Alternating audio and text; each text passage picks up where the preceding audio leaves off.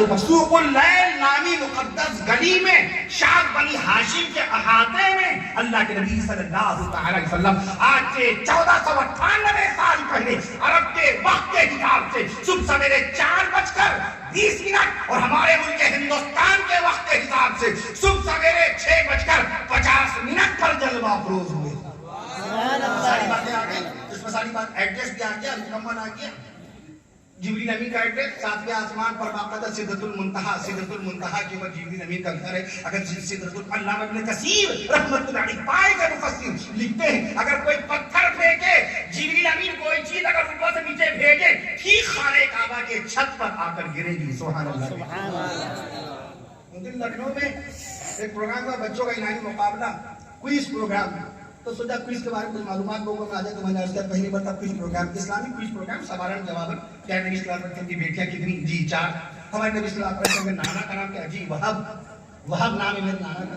اچھا ہمارے نبی صلی اللہ علیہ وسلم کی نانی کا نام, ہمارے نبی کے نانا کا نام وہب, ہمارے نبی صلی اللہ علیہ وسلم کی نانی کا نام برہ, ہمارے نبی صلی اللہ علیہ وسلم کی دادی کا نام فاطمہ, ہمارے نبی صلی اللہ علیہ وسلم کی پردادی کا نام سلمہ. یہ سب سوال آتے ہیں اس میں. کوئز پروگرام میں نے کہا 1954 میں 1954 میں پہلی مرتبہ جاپان میں کوئز پروگرام شروع ہوا تھا. 1962 میں بعد میں ریڈیو کے بعد پہلی مرتبہ کوئز پروگرام نہ شروع ہوا. دنیا کا سب سے بڑا کوئز پروگرام 2010 میں جرمنی میں باقاعدہ ہوا تھا, بلکہ برازیل میں ہوا تھا. برازیل کے اندر بیلجیم کی راجدھانی برازیل میں ہوا. 2880 لوگوں نے اس کے اندر باقاعدہ پارٹیسپیٹ کیا, شرکت کی. اب اگر ہم مطالعہ نہ کریں, اسٹڈی نہ کریں تو آپ بتائیے ہم کیسے جواب دیں گے؟ قوم تو ہم سے امید کر رہی. دارالعلوم دیوبند نے مجھے مؤرخ اسلام تحریر طور پر لکھ دیا, انہوں نے اعتماد کر لیا, ہمارے اکابر نے مجھ پر اعتماد کیا, مولانا رضوان صاحب تو مجھ پر اعتماد کیے بیٹھے ہوئے. کوئی شرعی سوال پوچھیں گے, کوئی تاریخی سوال پوچھیں گے, کوئی آسمانی, کوئی فلکیاتی, کوئی ارضیاتی, کوئی قرآنی سوال پوچھیں گے, کبھی رشب جواب دے گا اور ہم مطالعہ نہ کریں. تو بتاؤ ہمارے اکابر کا یقین باقاعدہ مجروح ہو جائے گا کہ نہیں ہو جائے گا؟ محض کرنا تو دنیاوی بات ہو تب بھی سچائی کی بنیاد پہ علم کی پختگی کے ساتھ.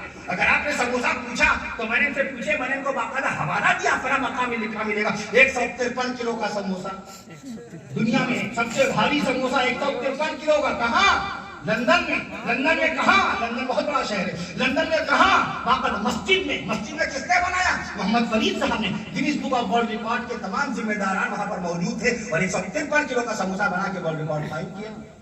میں لکھنؤ میں ایک جگہ کھانا کھا رہا تھا, ایک ایم ایل سی صاحب شاید تشریف لائے, ملاقات ہوئی, سب سے رسگلہ آیا. کس دن مجھے حضرت رسگلہ سب سے بڑا کہاں بنا؟ میں نے کہا 9 کلو گرام کا رسگلہ بنگال میں بنا تھا. کہنے لگے ایک تو یہ ہوتا ہے موبائل, اس کے اندر بیلنس کی ضرورت ہے, اس کے اندر چارجنگ کی ضرورت, یہ کون سا موبائل ہر وقت آن رہتا ہے؟ جی ہاں. آدمی پوچھتا کیا کھاتے ہیں, کیا پہنتے ہیں, کیا پڑھتے ہیں, مطلب کوئی ٹرک ہے کیا؟